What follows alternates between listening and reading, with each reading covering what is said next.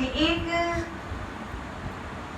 सेठ जो धनी थे, बहुत विचार तो थे अच्छे, लेकिन उन्होंने कभी बंदगी के लिए समय नहीं निकाला था। संत आए उस सेठ के यहाँ, कहने लगे, है सज्जन व्यक्ति कभी कोई भगवान के नाम का समय निकाला?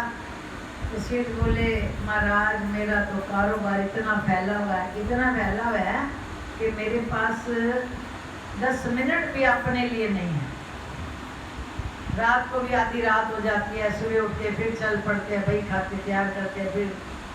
तो संत बोले, ये जितना भी आप सब कर रहे हो, ये तो सब शरीर तक सीमित और यहीं का यहीं छूट जाएगा। जहाँ शरीर छूटेगा ये सब नहीं छूट जाना। तो ये जो परमात्मा ने हमें मनुष्य जन्म देकर दुनिया में भेजा है, अपनी आत्मा की कल्याण के लिए क्या कर रहे हो?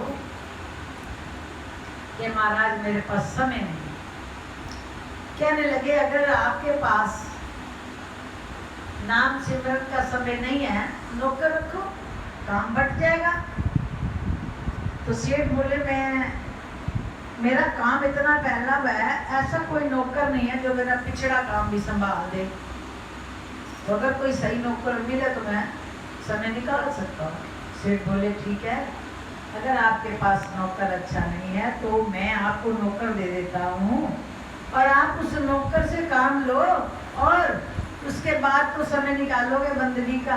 कि महाराज हाँ, अगर नौकर सही मिलता है, मेरा काम संवार देता है, मेरा समय पर काम होने लगता है, तो मेरे को समय मिलेगा, तो मैं राम नाम जप कर लिया करूँगा। जब संतों ने पीछे पड़ गए, संतों ने उसे ज्ञान दिया, कहने लगे, ठीक है आप नौकर दे दो। कहने लगे, संत भी बेटा एक हमारी शर्त है, नौकर जो हम तुम्हें देंगे उसको बराबर काम पे लगाए रखना, उसे खाली मत छोड़ना। कहने लगा, महाराज मेरा तो काम इतना पिछड़ा हुआ है कि काम से फुर्सत नहीं हो सकती नौकर को। परंतु फिर भी संत बोले कि चाहे जितना मर्जी काम करो, जहां तूने काम से उसे खाली छोड़ा वो अपने आप करेगा, फिर मत कहना ये मेरा नुकसान है।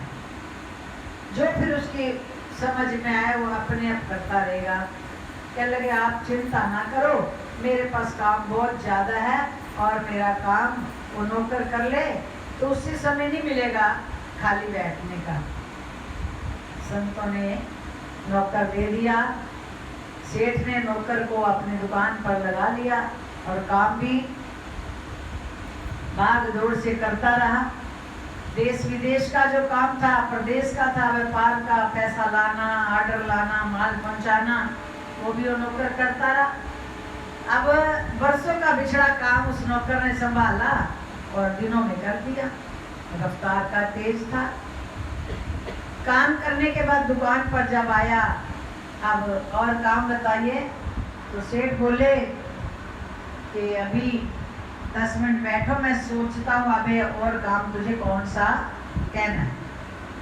उन्होंने कहा ठीक है, खाली तो मैं रहूँगा नहीं, मेरे मालिक ने आपसे क्या रखा है। उसने क्या किया, जितनी देर सेठ सोचने लगा तो राशन की दुकान थी, होलसेल दुकान, बोरियां भरी हुई खड़ी थी। तो उस नौकर ने क्या किया, चीनी में आटा, आटे में पानी, पानी में हल्दी, हल्दी में मिर्च, उल्ट पुल्ट काम शुरू कर दिया। अब सेठ रोकने लगा, ये क्या कर रहा है? कहते आपको बता रहा तो था कि मैं खाली नहीं रह सकता, अगर आप काम नहीं दोगे तो मैं अपने आप कुछ करूंगा जितनी मेरी समझ है। सेठ के हाथ पांव भूल गए कि इतना काम आने वाला नौकर इसने कर क्या दिया मेरी दुकान को। 1 मिनट खाली छोड़ा, इसने इतना नुकसान कर दिया। मिर्च में पानी, पानी में हल्दी, हल्दी में तेल, नमक में आटा। अब परेशान होया सेठ, कह लगे मेरे मालिक ने आपसे वायदा किया था कि मैं खाली नहीं रह सकता। तो भागा सेठ संतों के पास, तुरंत भागा। उसको क्या कहे, छोड़ उसे सकता नहीं, उसने बरसों का काम दिनों में किया। जब मालिक के उसके पास गया सेठ, तो संतों के पास पहुंचा, संतों से व्यथा कही कि ऐसे ऐसे हुआ। तो संत बोले मैंने तो तुम्हें पहले ही कहा था कि वो नौकर ऐसा है, उसे तुम काम नहीं बताओगे तो ये अपने आप करेगा। तो जब कहने लगा अब मुझे रास्ता दो, मुझे अब रास्ता दो कि मैं कैसे बच निकलूं इस मुसीबत से। नौकर मुझे ये चाहिए लेकिन मेरा नुकसान ना करे, उससे कैसे बचूं।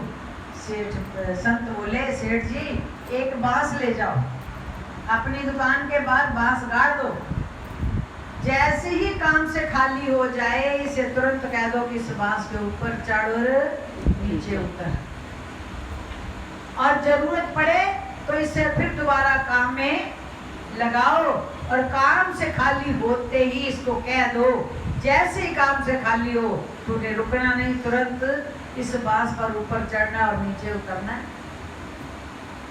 संतों ने उस बात को सुना सेठ ने, तो उसने समय व्यर्थ नहीं किया, न खाली हाथ आया, रास्ते से ही बांस लेकर आया। आते ही नौकर को आवाज लगाई कि इस बांस को गाड़ो और इसके ऊपर चढ़ो और नीचे उतरो। तो उस काम में लग गया, उसने चैन का सांस लिया। अब जो नुकसान हो चुका था उसको तो संवारना था, लेकिन नौकर को बिजी कर दिया गया। उसे व्यस्त करने के बाद उसने चैन का सांस लिया।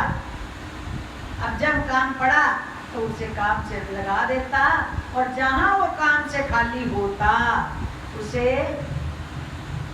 बांस के ऊपर उतरने चढ़ने की क्रिया में लगा देता। 5-7 दिन में उसके जीवन में चैन आ गया, काम भी खूब मिला और सुकून भी मिला, चैन भी मिला। अब संतों ने चक्कर लगाया, कहो सेठ जी क्या हाल है? कि महाराज मैं अब सुखी हुआ। कह लगे कैसे सुखी हुए? कहते जो आपने कहा। कहते मेरी बात को सुनकर सुखी हुआ या अमल करके सुखी हुआ?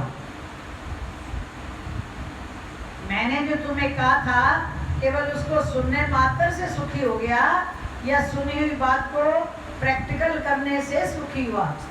कहने लगे नहीं, जैसे ही आपने कहा मैंने तुरंत वही काम किया तो सुखी हुआ।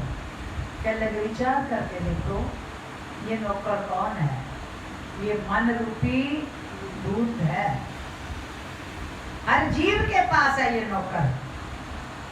जब हमें जरूरत पड़ती है, रसोई घर में भी सब्जी बनाते हैं तो मन वहां शामिल करते हैं ना, वरना पता ही ना अगर मन कहीं और हो, हाथ चल रहे हैं, हम क्या करेंगे? 2 बार भी नमक डाल जाएंगे या नमक डालना भी भूल जाएंगे, क्योंकि मन वहां शामिल नहीं होगा तो गाड़ी नहीं चलती। काम में काम करते करते मन को उसमें लाना पड़ता है। तो संतों ने उस सेठ को ज्ञान दिया कि तुम कहते थे कि मैं कैसे भगवान का नाम लूं, अब ये देख लो कि ये भूत कौन है जो बैठ नहीं सकता एक पल भी। ये हमारा मन है, ये हमारा मन है, और मन रूपी भूत का काम यही है, जहां तो इसे काम करने का मौका देना हो इससे काम लो, लेकिन जहां ये काम से खाली हो जाए, जहां तुमने किसी से कोई बात नहीं करनी, जहां तुमने किसी से कोई जरूरत नहीं है तुम्हारे बेवजह बात में अपनी टांग अड़ाने की, तो तुम इस मन को खाली मत छोड़ो। जो काम तुम्हारे जिम्मे लगा हुआ है कुदरत की तरफ से, बस उस काम तक इस मन की शामिल रखो, वरना इस मन को फिर श्वास सुरती रूपी, इस सुरती को कहाँ शब्द रूपी श्वास बांस के ऊपर चढ़ाओ और उतारो। शब्द जो हमें मिला है गुरुदेव से, नाम जो हमें मिला है, बस इस मन रूपी भूत को, हमारा मन कह लो सुरती कह लो, इस मन को जो हमें शब्द मिला है उसको भीतर लाने और ले जाने की क्रिया में मन को लगा लो, और जब जरूरत पड़े इसे काम में लगाओ। जहां तुम्हारे जिम्मे काम नहीं है अपने आप इसे आजाद मत छोड़ो। ये उधर की बात उधर, उधर की बात उधर, इधर की आवाज उधर, उधर की इधर पहुंचाएगा। जितनी जिंदगी की पूंजी तुमने जोड़ी होगी, जिंदगी भर की बंदगी की, तन मन धन की सेवा सिमरन की जो पूंजी जोड़ी होगी, उससे ये मन रूपी भूत एक पल में बातों को इधर से उधर करके, कोई सच नहीं पता, झूठ नहीं पता, कुछ नहीं पता, लेकिन बात ऐसे से ऐसे करते करते तुम्हारी जितनी पूंजी है वो सारी तबाह कर देता है। कौन? अपना ही भूत, अपना ही मन रूपी भूत, हमारी ही जोड़ी, हमारा ही सारा खजाना खाली करता है, किसी का नहीं। जब भूत रूपी नौकर हमारे पास रहता है, मन रूपी भूत, तो हमारा ही नुकसान करेगा ना, पड़ोस की दुकान का थोड़ा करेगा। जहां हम इसे खाली छोड़ते हैं, ये अपने आप लगा रहता है ना। सच बताओ, जहां सिमरन से हटाया इसे, तो ये अपने आप लगा रहता है ना, ये खाली रहता ही। इसका काम क्या है? बैठे बैठे किसी को फोन मिला दिया, उसको उसकी बात कर दी, बैठे बैठे उसका फोन मिलाया, जो खोपड़ी में आया वो बात उधर से उधर बनाई, जो अपने मन में आया वो बात दूसरों के नाम पर लगाई, और दाएं से बाएं, बाएं से दाएं कर करा के जितनी जिंदगी में जन्म जन्म से जोड़ी हुई कमाई होती है, उसे पलों में नाश करके रख देता है। कौन? ये मन। इतना मित्र है और इतना दुश्मन है। यही दुश्मन है और यही मित्र है। इसे शब्द से बांध के रखा बांस पे, इसे बांस पे सुरती को श्वास श्वास सिमरन में लगा के रखा, तो इससे बड़ा सज्जन क्यों नहीं। वर्षों का, जन्मों जन्मों का हमारा बिगड़ी हुई दशा सिमरन के द्वारा सवार के रख देता है।